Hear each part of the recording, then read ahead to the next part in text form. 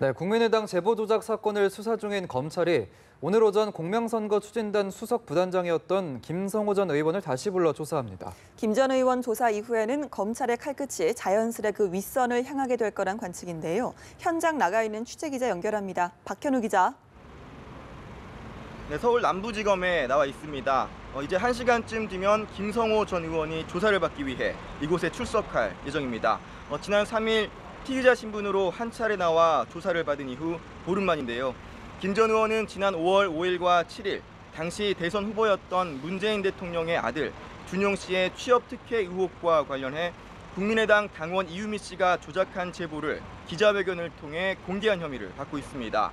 검찰은 조작된 제보가 언론 등을 통해 유포된 게 당시 공명선거 추진단 수석 부단장이었던 김 전 의원 등이 검증을 제대로 하지 않았기 때문인지 등을 살펴볼 계획입니다.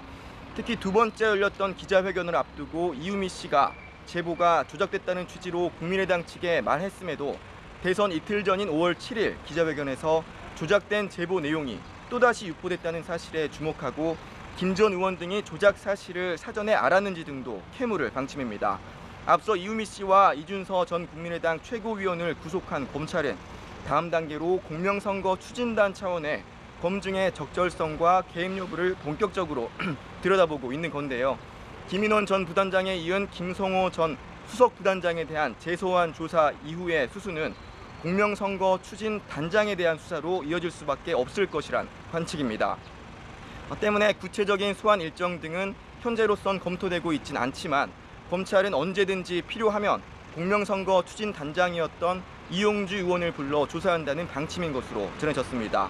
나아가 박지원 전 대표 등 당 지도부를 조사하는 방안도 배제하지 않고 있는 것으로 알려졌습니다. 하지만 김인원 전 부단장과 김 전 의원 모두 조작 사실을 알지 못했다고 주장하며 당과의 연관성에 대해서도 부인하고 있는 상황이라 일단은 오늘 조사 뒤에 검찰 수사의 향방이 결정될 것으로 보입니다. 서울 남부지검에서 연합뉴스TV 박현우입니다.